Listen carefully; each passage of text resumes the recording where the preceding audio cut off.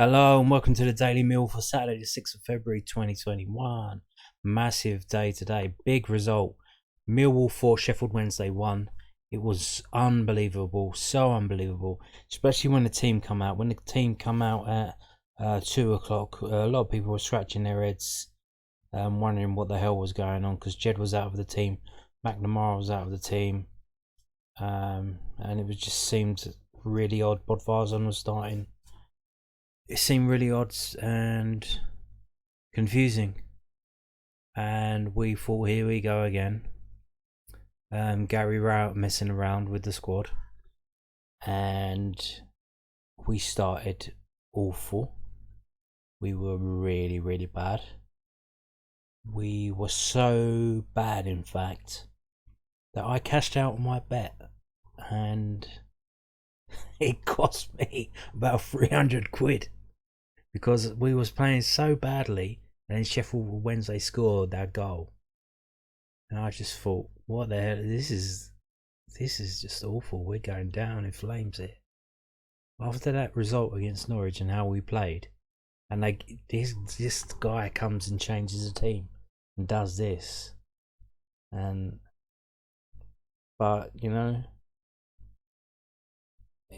credit to Gary Rowetts, because he didn't do nothing. He changed the team. He switched out Kefton Bell for Thompson, and it made all the difference. When Thompson come on, that was it, like flicking of a switch. And that was not to say everything was going through him, but I don't know how or why, but it seemed to have lifted everybody there. And we ended up scoring 4 goals in reply to Sheffield Wednesday 1. An absolute beauty from Malone. I mean, seriously, if you haven't seen this, get onto the Millwall FC YouTube page and look at the highlights and see it see for yourself. It's absolutely amazing goal by Scott Malone. So anyway, this is from the News Shopper website, newsshopper.co.uk. It's a match report by Ryan Loftus, and it says, let's have a read of it. It says 2 goals in as many second half minutes gave the home side the momentum to go on and score 4 goals for the first time this season. Millwall are hoping to build on their positive display against Norwich in midweek, but injuries forced Rowett to leave Jed Wallace, Danny McNamara and Ben Thompson on the bench. The changes seemed to disrupt the lines, who struggled to string passes together, creating their own problems in defence throughout the first half. The Owls took advantage of the host's disjointed start, with Elias Kajunga capitalised to drive into the box. Callum Patterson finished second time of asking, giving his side the lead on 10 minutes. There was little sign of a fight back from Millwall, who struggled to cause Che Dunkley and Tom Lee's problems with long balls. Ryan Leonard, back in midfield after filling in the back three, was the line's main threat. He couldn't make the most of a 2-on-1 break on the post, putting his square pass behind Ken Zahor, who would have had a free shot at goal. Mill's lifeline came through Leonard on 39 minutes when Joe Palupasi needlessly pulled him to the floor in the box. Zahor stepped up to rifle home the penalty. Rowett brought Thompson on at half-time, a positive change to give Mill some more thrust in the midfield. The hosts started the half on top and were unlucky not to take the lead on 54 minutes. Bodvarsson, who had a quiet first half, cut inside on his left foot and saw his deflected effort well saved by Kieran Westwood. The Owls keeper was on hand to deny the Lions from the resulting corner. Sean Hutchinson's powerful header was turned around the post by former Irish number 1. Momentum stayed with the Lions, who continued to press for the lead. A quick free kick from debutant George Evans set Ben Thompson in behind, but his low-driven effort was well saved by Westford. The home side got the breakthrough they deserved on 68 minutes, a wonderful solo goal by Scott Malone, who chipped the ball over the Wednesday defender before volleying home. And the action didn't stop there, as Thompson doubled the lead a minute later. Was it a cross or was it a brilliant effort from the right side of the area? Either way, it dipped over Westford and nestled in the side netting.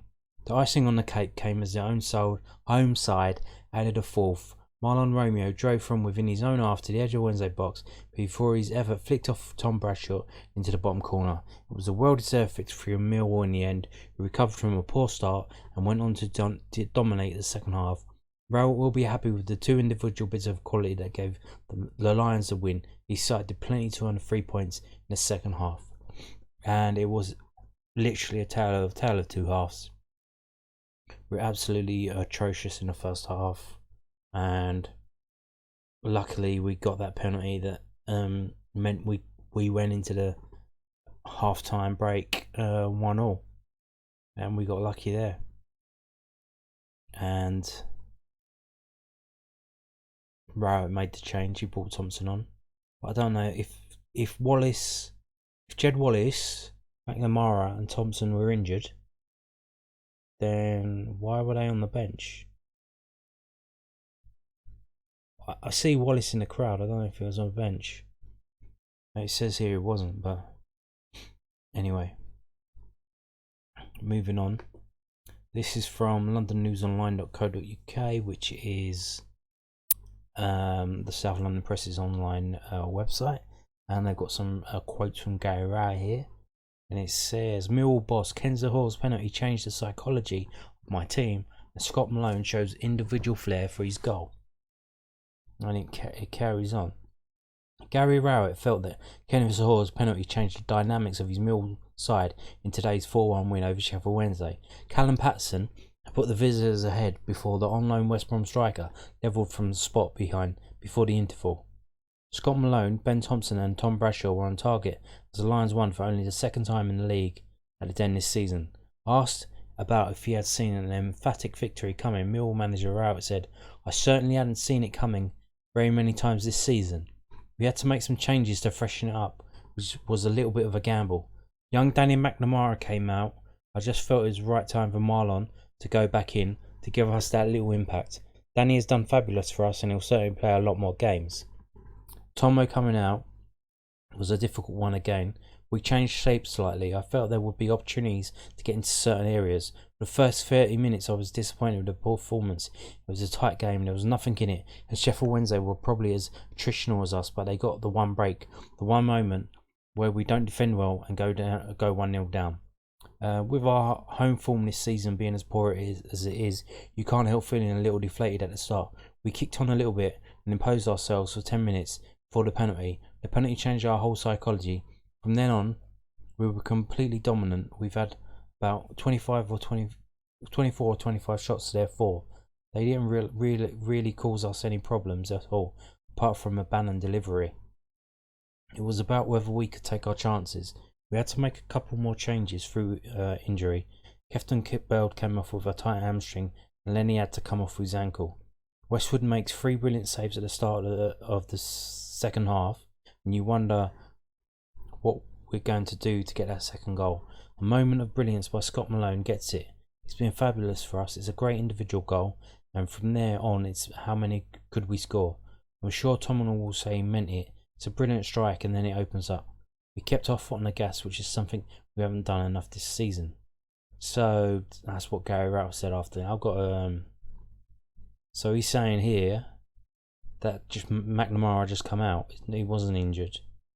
So where did the thing about an injury come from? He's just saying he wanted to put Marlon Romeo back in. That's what he says there. And he made the change with Tomo again. So he's fucking around the team for no reason. We arguably had our best performance of the season against Norwich, and he's messing around with the team just because.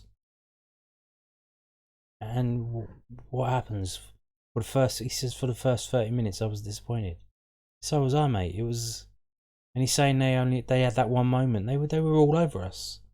Ryan Woods was giving the ball away left, right, and centre. They were going down.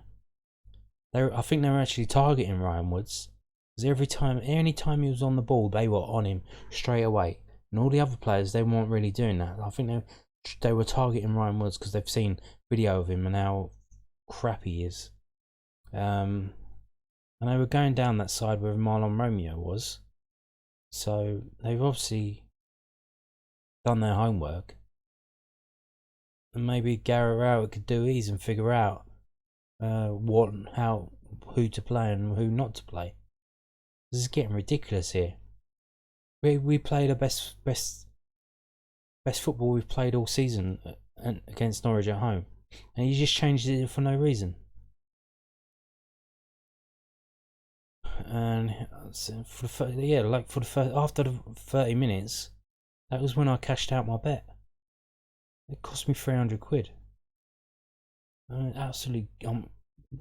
absolutely ecstatic that we won 4-1, but I'm just sad that I lost all that money. But anyway, more quotes from Gary Rowetts, also from londonnewsonline.co.uk.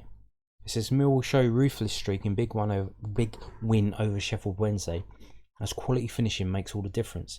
Gary Rowett was pleased to see Millwall's side show their ruthless side in today's 4-1 win over Sheffield Wednesday. The last time the Lions scored that many goals before today was when they beat Huddersfield by the same scoreline on the final day of last season. Millwall racked up the chances in the second half, where the saves of Kieran Westwood stopped it being an even heavier loss for relegated Owls.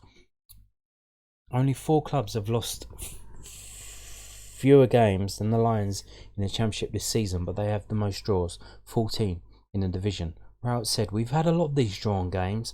I can honestly say that there hasn't been that many where we've been hanging on and fortunate. Most of them we've had big chances, and most we should have gone on and won. It's come down to one thing, and that quality, making sure you're ruthless when you get chances. We haven't done that, and that's why games have still been alive. We've been playing well, but it's not enough. It was great to score those goals and lovely to be able to relax for the last 10 to 15 minutes. That's probably the most shots we've had in the game, 25. And Sheffield Wednesday had 4 shots. In an attacking sense, it was a pretty dominant performance and we thoroughly deserved the win." Kenneth Zaha, Scott Malone, Ben Thompson and Tom Bradshaw scored as Millwall chalked up a second league win at the den this season. Asked if it was a relief to get maximum points on the board in SC16, Rowett replied, "Absolutely, our away form has been top 6 and our home form has been bottom 6. We had to do something to turn that around and to deserve the win in a way they responded to going a goal behind." And there you go. So, where does that leave us now? We're 13th in the table, and at home we've scored 13, conceded 13. Away we've scored 13, we've conceded 13. Ooh, 13. Yeah, we've got 35 points. So we are 3 points off of 18. A lot better looking. Not there yet. It's generally said that you need to get to the 50-point mark to guarantee staying up. There's only, I think, generally that is understood to be the target every season, 50. So we're 15 points away from that now, which is 5 wins. So it's looking a lot better now. Can we get the 5 wins? I think we can now. We should. If Gary Rowett stops pissing about with the fucking team, making changes for no fucking reason, dropping our best players, the one who actually give the fucking emphasis and attacking to the play, if he stops doing that, we might be alright. Anyway, so there you can see we are now 7 points from relegation zone. It's a lot better. So we're 15 points from safety mark and 7 points above the team in the relegation place. We play in a couple of weeks. We play Birmingham midweek on the 17th of February. So if we can beat them as well, that will be quite healthy. And then we play Wickham straight after that. And then after that, Luton. So our